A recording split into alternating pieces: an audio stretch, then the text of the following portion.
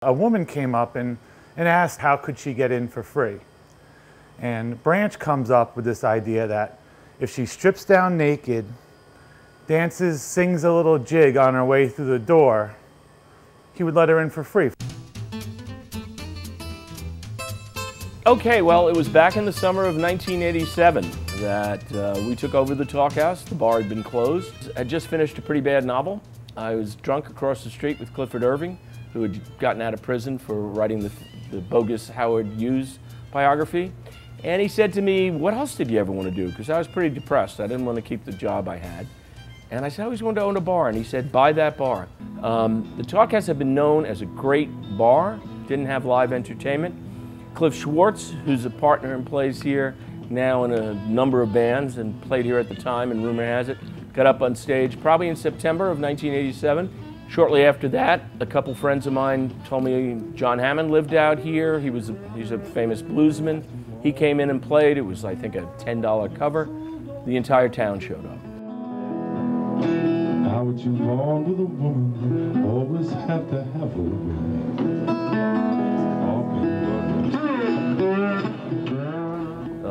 That first year, Albert Collins, Richie Havens, Loudon Wainwright, Buddy Guy, Taj Mahal, Little Charlie and the Nightcats, John Lee Hooker, Donovan, and Terrence Simeon, who's here with us tonight, and the Mallet Playboys all came to play.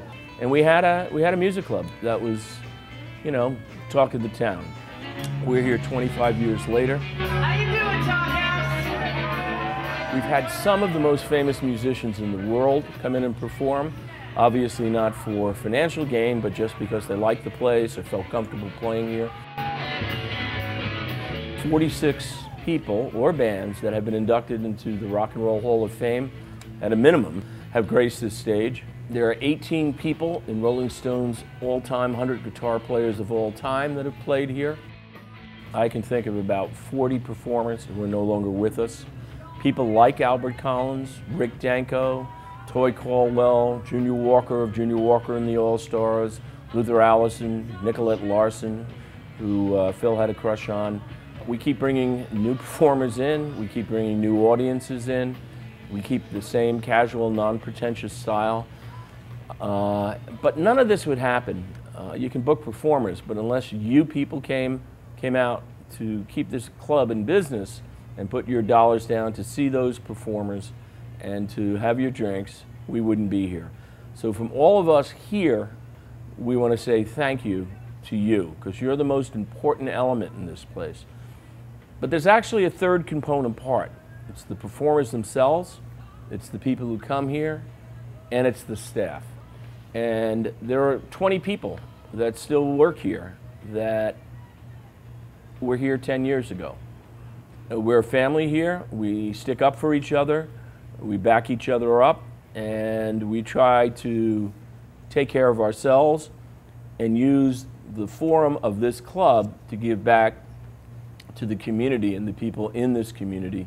One of the charities that we've been most successful in helping was the Wounded Warrior Project. And Chris Carney biked across America in 2004 on, not on a whim, but on just a crazy idea that we could help soldiers who were traumatically injured. We were able to transform how veterans were treated in this country as a result of that and a subsequent ride he ran. We're still doing it. This community does a ride every year with over 1,000 participants. So we're very grateful. And now I'll turn it over to the staff and let them tell you in their own words about the Talkhouse. We're rolling. You want to say Spencer, tell us what's meaningful to you about the Stephen Talkhouse. I have no idea. Do you want to share something? I mean, at least look into the camera. Oh, I have no idea. Is it on? Does it look like I'm looking at you? Well, I'm glad to say some couple of words about Carl the Greek. I really loved him, but instead of getting too serious, I've got a couple of jokes for you geek people. First one, Carl's cock is so big that his cock graduated high school 1 year before he did. Carl's cock is so big, it has stairs. Hey, AJ, this is for the birthday party. It's not for Carl. Oh, this is amazing. Happy birthday, Stephen Talkhouse. I've been here for 14 years of it. I've had the best times of my life. Thanks, Peter. Thanks to all the staff. I'd like to thank all the bar backs, the doorman, Sound guys, I love you, and let's do it for another 25. And thanks, Tammy. All right, well, first of all, happy 25th birthday, Talkhouse. This is my home away from home, maybe my home. I've been here, I think, more than I've been at home. And I love this place. I love everybody that works here. And I've gotten to meet and play with my idols for the last 25 years, and it's still happening. And I just hope it keeps going on. This is Jim, man. Happy birthday, Talkhouse. Amazing. Happy birthday, Talkhouse. They tell me now it's my time to be clever and to get Peter back for all the times that he's tried to make advances on myself or some of my staff.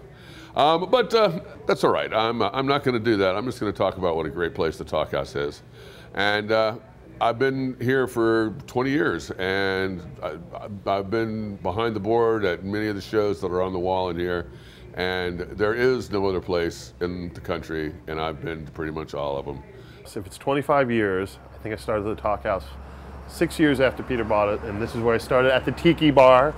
Originally it was 2 folding tables, a hot dog bin, and a couple igloo coolers full of beer, and a little tin box with money in it. And look what it's become, a big blue wall and some bamboo. Sometimes I'm kind of sentimental, so I tend to romanticize, so it's actually been an honor working here, and a pleasure and a privilege. And I have to thank Peter because, you know, it's all about, you know, it wouldn't be here if it wasn't for Peter. And, you know, James can scoff at me all he wants, but that's, you know, just really the way it is. And as everybody who's watching this probably knows, it's like pulling teeth trying to get people to shut up during an acoustic show. And one night the power went out during a Martin Sexton show. So he decided to just play anyway. The place is packed. There's no amplification.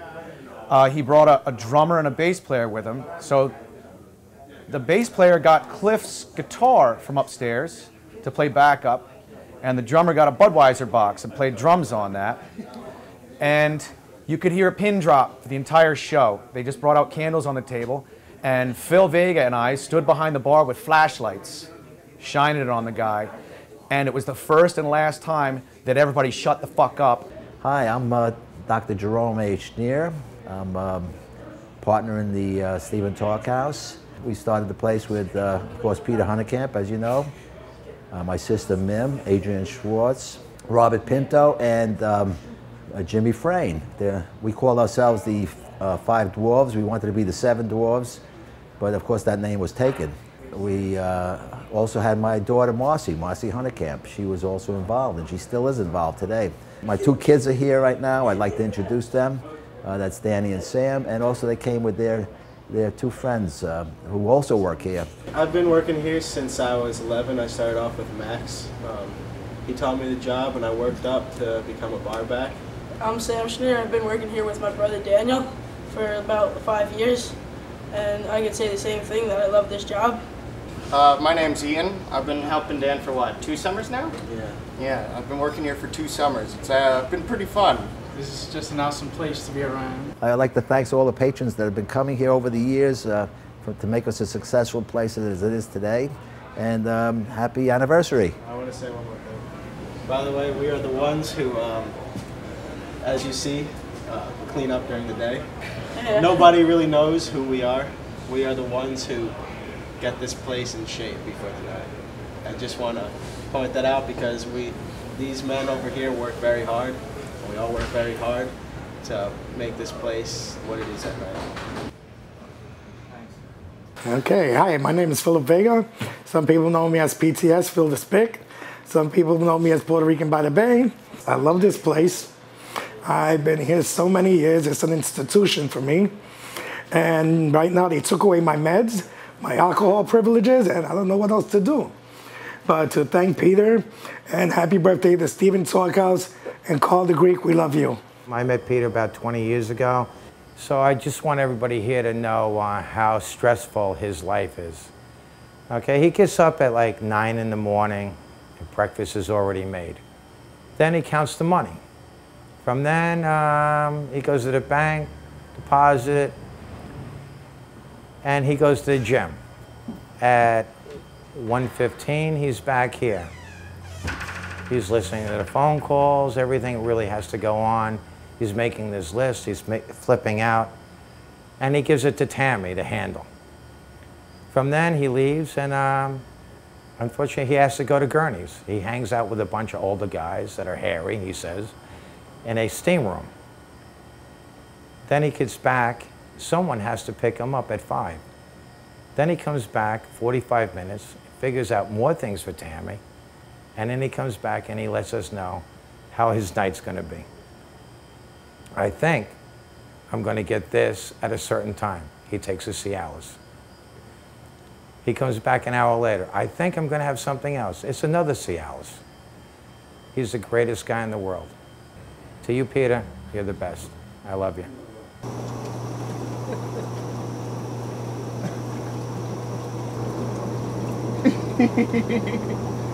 Dan, stop filming me. Come back in the hot tub. Thinking about what to say about this place, the only thing that really comes to mind is the greatest thing about this place is the culture of how it's run. You know, it's a group of people working together. Everyone cares about each other. Everyone cares about the business. Everyone cares about the people in charge. It's all about, you know, everyone trusts each other. Everyone's given a lot of respect, so a lot of respect's given back, and I just think that's the only way this place could run. It's so unique than any other place in the entire world, and it's just unbelievable to still be a part of this, and I'm glad. It's been 25 years, and hope we keep going as long as we can. Happy anniversary, Talkhouse. It's been awesome working for you. I must admit, though, I'm in it for the job security.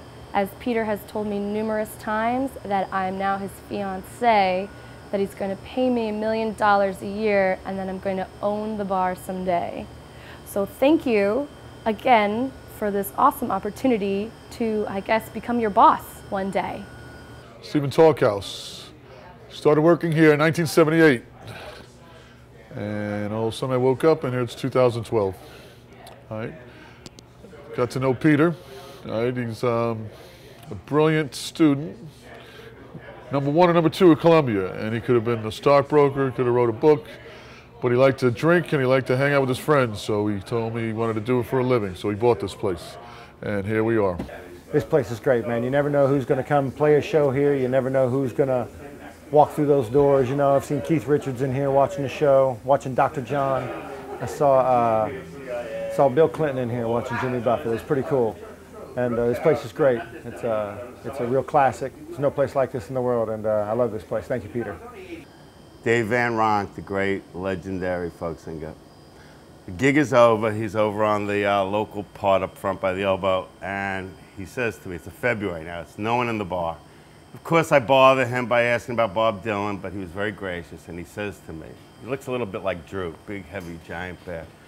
He says, if you would have told me 30 years ago that I'd wind up on a Tuesday evening in some hamlet called Amagansett, playing in a saloon like this, I'd do it all over again. I was bartending at a place called the Seawolf, and I got invited the first night. I got invited to, hey, let's go down to this place called the Talkhouse.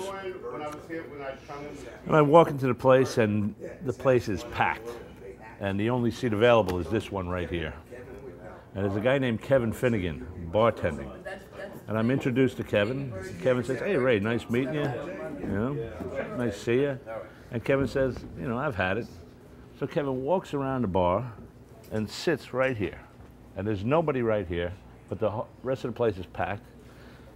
And he proceeds just to take off his pants. And he folds them. And he puts them on the bar. And then he takes off his underwear. And he folds them. And he's there, bare-ass naked. And nobody in the friggin' place noticed a thing. And I just went, whoa.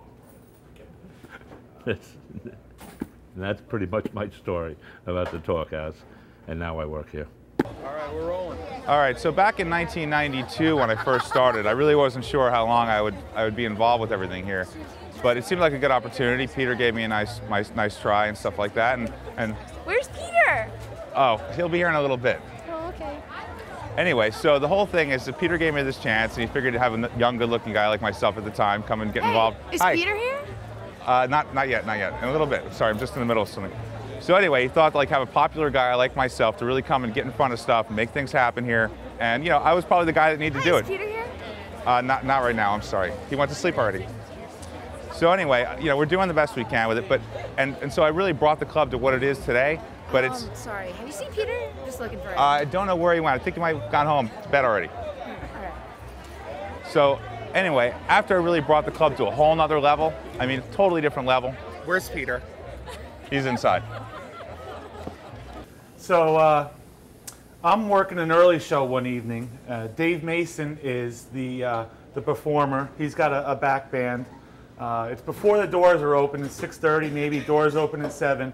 And I'm sitting where Wolf is sitting now.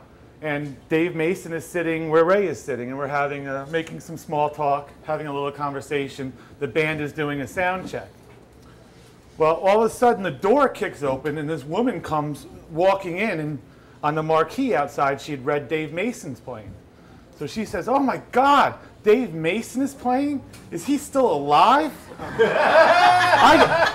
can't believe he's still alive. I have to go get him and tell my husband, I can't believe he's still alive." And she walks out the door, and he's sitting next to me, and I look for his response, and Dave looks at me and says, "Sometimes I question that myself." Hi, this is Dave Mason, and I want to wish everybody at Stephen Talkhouse a very happy birthday. Been here a number of times, and I'm sure there'll be a number more times before it's all over. So I, again, wish you all a happy birthday. Have a good time. Don't burn the place down, okay?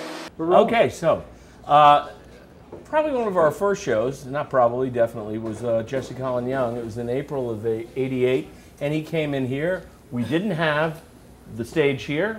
In fact, we didn't even have a doorway to the outside alley. We just had this tiny little stage, probably 8 feet wide by 4 feet deep, and Jesse Colin Young, who sang the song, "Come on, people now, smile on your brother," comes into play, and that was a big deal. It was probably a $20 ticket, $2,000, April of '88, and he comes in, and that afternoon we put the tables out. These girls come in, women from Montauk, and they're wrecked.